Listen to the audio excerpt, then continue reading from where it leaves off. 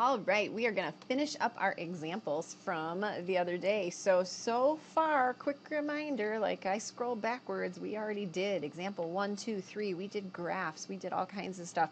And so now we're going to pick up on our last examples, which are fairly short, so they should not take you very long. So here is example 4.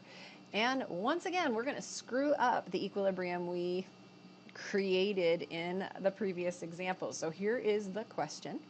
The equilibrium in number 3, so in other words, the last example we finished, has 1 atmosphere of helium.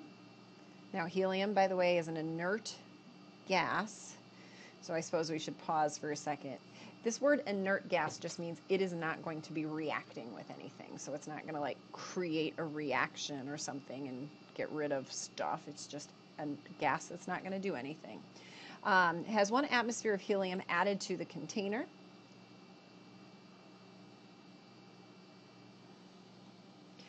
Raising the total pressure in the container.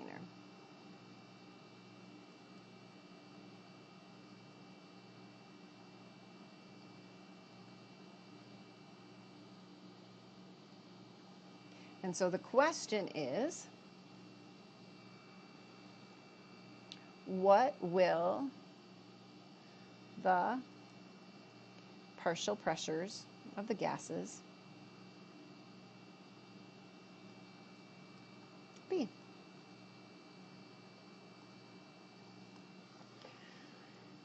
All right, so as before, we have our 4 steps, right? Our equation, our expression, our ice table, our math. Same expression and equation as we've been working with this whole time. I'm rewriting the equation because we can do a little ice table.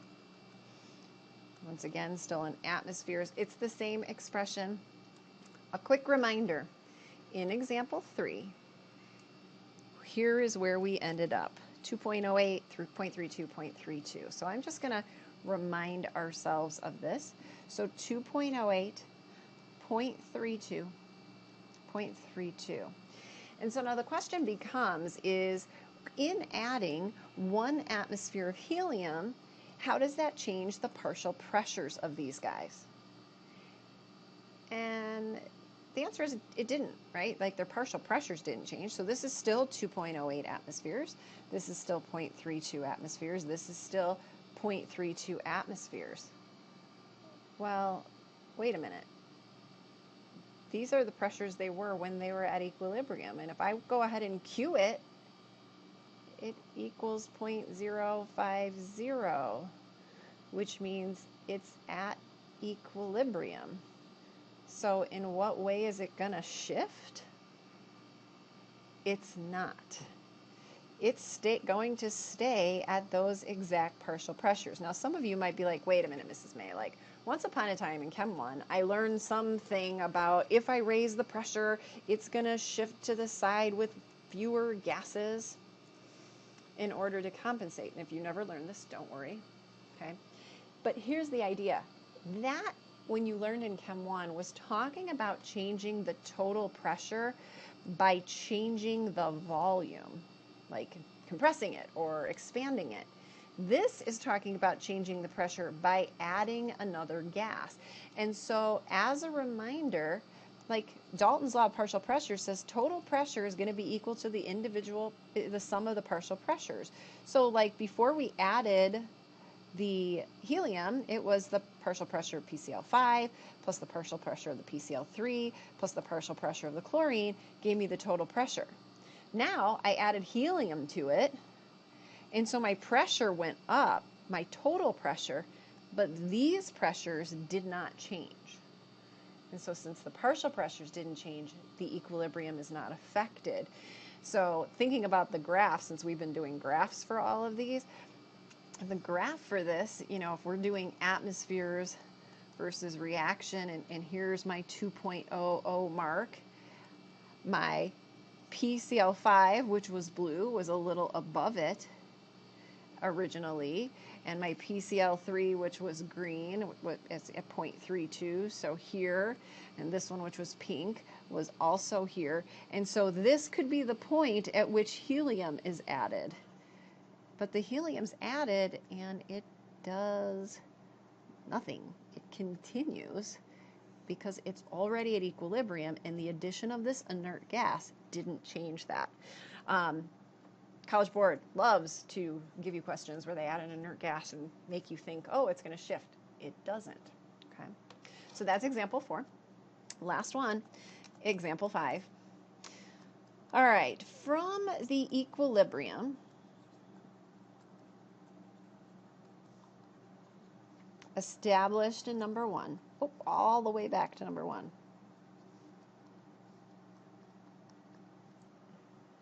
My screen is acting very wacky. Wow, I erased stuff I was writing. Come back, screen. There we go. 0.15 atmospheres of PCl5 and 0.15 atmospheres of Cl2 are removed.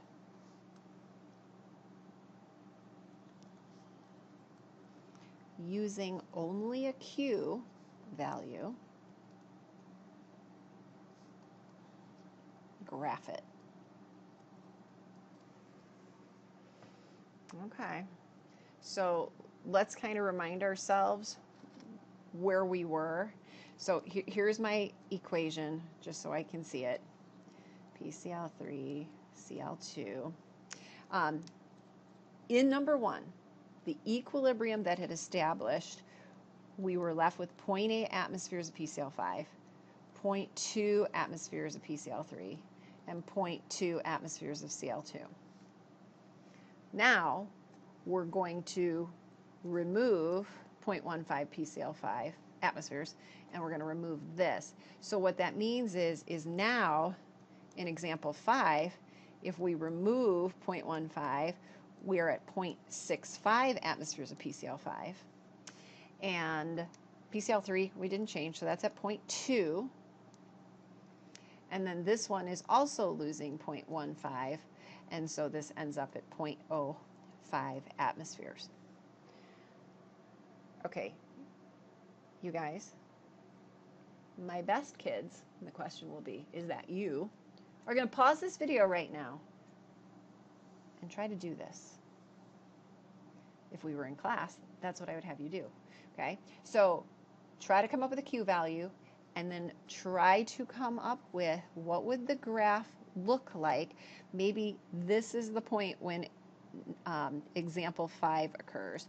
So you might have a graph in atmospheres here. Start it with number 1, and this is the course of the reaction. Pause the video and try it. Yeah, I'm really actually waiting for you to pause the video. Do it. All right, we know who you are. We know who did it and who didn't do it. You guys, hopefully it's you. All right, so here's what I hope you got when you did it, my wonderful students. And if you didn't do it, you're not my wonderful student today. I got, oops, not that many sig figs. I got a Q of 0.02. So you guys might want to think about what the heck does that mean? Because that's where I plug these into the equilibrium expression. But I know that the KEQ, or the KP in this case, was 0.050, which this is too small. We need it to get bigger. The way it gets bigger is by shifting to the right. So here's where I started. Here's my PCl5. It originally started at 0.8. Here's my PCl3. It originally started at 0.2. We'll call that here. And here's my Cl2, which also started there. Now, at this point in time, we remove some, and so this drops to 0.65, wherever 0.65 is. And my PCl3 does not change, but my chlorine drops to 0.05. Only the chlorine. Since this is too small, and since the reaction is going to shift to the right, that means we're going to lose PCl5. So now from here, I don't know how much it's going to drop because I'm not asking you to do the numbers, but I know it's going to drop some more from that point. And then I know we're going to make more PCl3 and more chlorine. So my chlorine is going to go up, and my PCL3 is going to go up. And so that's what my graph would look like from there. All right, that finishes up our notes for these introductory examples, so you guys are ready to go. Not that.